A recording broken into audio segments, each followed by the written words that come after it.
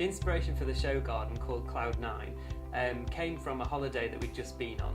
And when we returned from holiday, we were sat in this cafe in John Lewis in Chelsea. It was a really kind of aspirational day out looking at design. And we were sat in this cafe overlooking the roof gardens in London. And there was a space just below us crying out for an outdoor garden. And we'd just been on holiday to this spa hotel. And I said to my wife, it would be an amazing location to put a spa garden.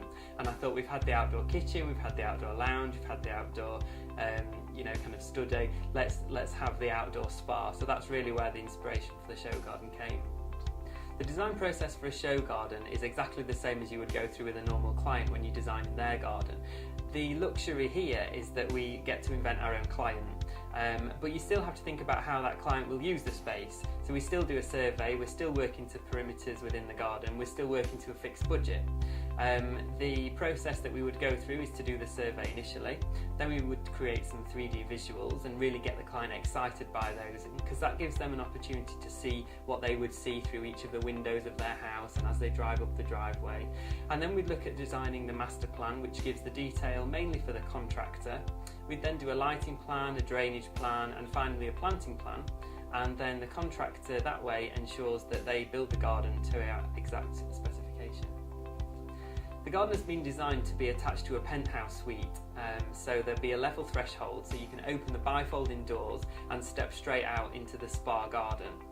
The spa garden is very luxurious. We've used lots of nice quality high-end materials. It's got a really quality finish to it, and we've tried to incorporate as much technology as we can, like wireless speaker systems for the music, and also the iPad controlled lighting, which I've never used before, but we're working with a company who are installing that, and I'm really looking forward to getting down to the show and looking to see how that works. Due to the timescales of the build at the NEC being only 3 days, we decided to build it here in Yorkshire in a warehouse, transport it down to Birmingham, and then use the 3 days to add the finishing touches to the garden to make it extra special. We've tried to incorporate as many high-end materials as possible to create a really luxurious feel. One of the things that we've done is change the turf, which would normally be grass, to a coloured astroturf, which sounds crazy but gives a really nice effect, and it's almost like an outdoor rug. So we're using it in that way. We're using tiles on the floor, which would be suitable for outdoor use. They're very highly polished and give a really nice sleek finish.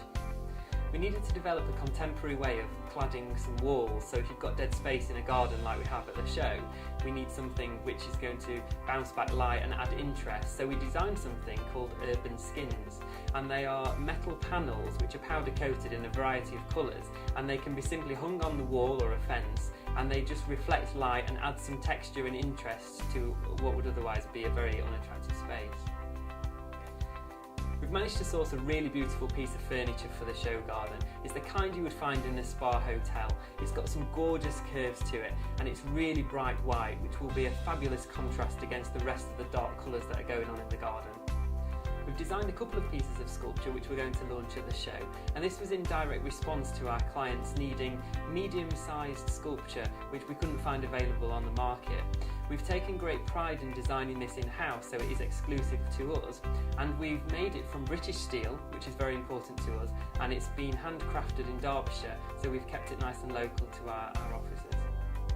We're using urban skins in the garden to clad some of the walls, but we wanted to soften those harsh edges by using some planting, and there are a variety of different ways of doing that with green walls, but one of the quickest and easiest is to use some pre-grown ivy panels like we're doing at the show, and they're over 1 metre wide and 2 metres high, and it's instant foliage that you can just lean up against the wall, and it'd also be great to use in a client's garden. I think the garden's turned out much better than we envisaged it would do. Obviously with the 3D drawings that we did, it gives you an idea of what the garden will look like when it's finished, but it doesn't really capture the feel that you get, especially when you stood in that spa and you stood with the shower and the candles and the atmosphere. It's just amazing. The thing I like most about the garden is the lighting, because it gives the garden an extra dimension, especially at night. I think it would be an amazing place to go and sit, and already during the day you want to just kind of go and sit in that jacuzzi. I think Kevin really likes the garden, and he especially commented upon the technology that we've used, because the iPad controlled lighting and shower often doesn't work when it's a show, but actually because people can operate it on the stand, he really likes the realism that was in the garden.